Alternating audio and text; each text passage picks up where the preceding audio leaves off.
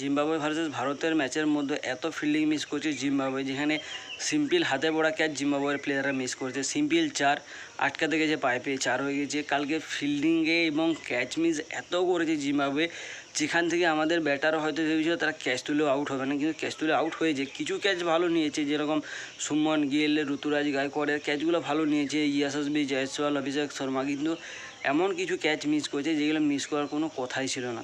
তো কালকে একটা বাজে ফিল্ডিং দেখতে পেয়েছি আমরা জিম্বাবুয়ের তরফ থেকে।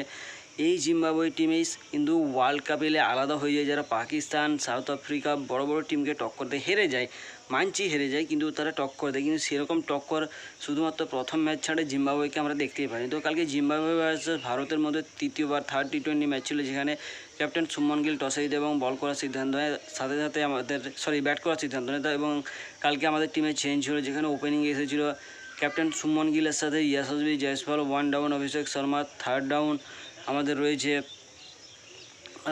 ঋতুরাজ গায়কোয়াড় এবং 4th ডাউনে ছিল সঞ্জু স্যামসন, তারপরে ছিল রিঙ্কু সিং। কালকে ম্যাচে ব্যাটারের অভাব থাকেনি, সাথে সাথে আমরা দেখতে পেয়েছিলাম শিবম দুবেকে, যে শেষকালে ফিনিশ করার জন্য ছিল, যে তার আগে রিঙ্কু সিং যে মুডে থাকে সে ম্যাচ ফিনিশ করেই আসতো। তো যাই হোক, কালকে ক্যাপ্টেন সুমন গিল টসে জিতে এবং ব্যাট করার সিদ্ধান্ত নেয়, এবং কালকে এই তৃতীয় নম্বর ম্যাচে এসে সুমন গিলের ব্যাট থেকে রান আসে এবং কালকে সে হাফ সেঞ্চুরি করে, সাথে সাথে ঋতুরাজ গায়কোয়াড়েরও হাফ সেঞ্চুরি করার সুযোগ ছিল। কমেন্টেটাররা বলেও দিয়েছিল another back to back half century, কিন্তু ক্যাচ আউট হয়ে ফিরে আসে ঋতুরাজ গায়কোয়াড়। কালকে ক্যাপ্টেন সুমন গিল ভারতের সর্বোচ্চ রান করে 66 রান কালকের ম্যাচের। তারপর রয়েছে ঋতুরাজ গায়কোয়াড় 49-এ আউট এবং ইয়াশাসবি জয়সওয়াল 36 রান করে।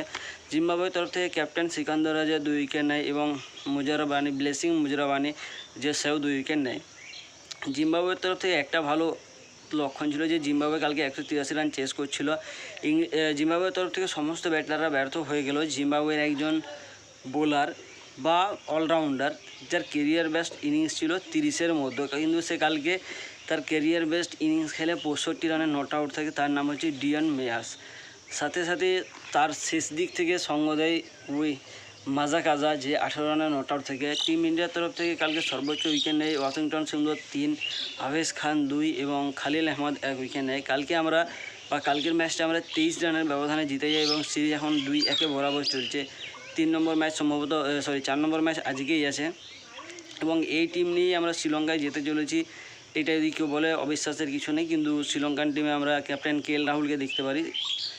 ক্যাপ্টেন KL রাহুল এই জন্যই বলছি, যদি KL রাহুল শ্রীলঙ্কা সফরে যায় তাহলে সম্ভবত আমরা KL রাহুলকে ক্যাপ্টেন্সি করতে দেখতে পাবো, সেখানে সুমন গিলকে আমরা ক্যাপ্টেন্সি করতে দেখতে পাবো না। যদিও 27 জুলাই থেকে ম্যাচ আছে, অনেক সময় আছে হাতে।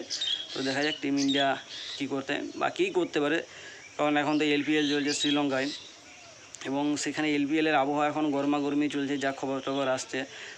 আর তার পাশাপাশি কালকে ইংল্যান্ড ভার্সেস ওয়েস্ট ইন্ডিজের মধ্যকার প্রথম টেস্ট শুরু হয়েছে লর্ডসে, এবং এটা জেমস অ্যান্ডারসনের লাস্ট টেস্ট ম্যাচ। এবং লাস্ট টেস্ট ম্যাচের প্রথম ইনিংসে জেমস অ্যান্ডারসন 1 উইকেট পায়। কালকে যেভাবে ওয়েস্ট ইন্ডিজ ব্যাট করেছে তাদেরকে দেখে মনে হয়নি একবারের জন্য তারা কোনো সময় ম্যাচে ছিল। কালকে ওয়েস্ট ইন্ডিজের ক্যাপ্টেন্সি করতে দেখা যাচ্ছে কার্লোস ব্রাথওয়েটকে, যাকে লাস্ট টি20 ওয়ার্ল্ড কাপ উইনিংয়ের সময়ই দেখেছিলাম এবং এই বছর টি20 ওয়ার্ল্ড কাপের তাকে ট্রফি নিয়ে একবার আসতে দেখেছিলাম। কার্লোস ব্রাথওয়েট কী জিনিস, সে কী করতে পারে, সেটা ওয়েস্ট ইন্ডিজ ভার্সেস ইংল্যান্ডের মধ্যকার টি20 ফাইনালে আমরা দেখেছিলাম।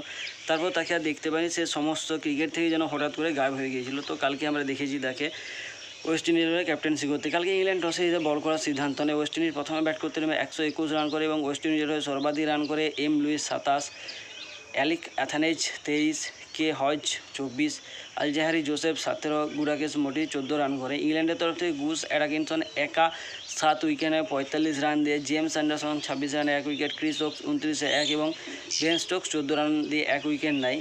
ইংল্যান্ডের কাছে টার্গেট ছিল একটা ছোট 122 রানে, যেখানে একা জ্যাক ক্রলি 76 রান করে আউট হয়ে ফিরে আসে। অলিপভ 57, জো রুট 15 নট আউট এবং হ্যারি ব্রুক 25-এ নট আউট থাকে।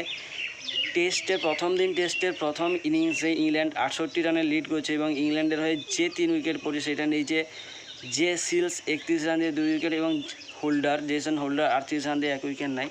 ইংল্যান্ডের কাছে এখনও অনেক সুযোগ আছে রান করার এবং আশা করি ইংল্যান্ড আরও রান করবে। টিম ইন্ডিয়ার ম্যাচ সম্ভবত আজকেই আসে, আজকে আরও একটা ম্যাচ আমরা দেখতে পাবো এবং ম্যাচে কী হয়, আজকের ম্যাচে ফলাফল নির্ধারণ হয়ে যাবে। ওয়েস্ট ইন্ডিজ কেমন কামব্যাক করে, তার সাথে সাথে জিম্বাবুয়ে কেমন কামব্যাক করে। আজকে যদি জিম্বাবুয়ে কামব্যাক করে ম্যাচ দেখে অনেক মজা আসবে এবং সিরিজেও একটা সমতা আসবে জিম্বাবুয়ের জন্য। তো দেখা যাক ম্যাচে কী হয়।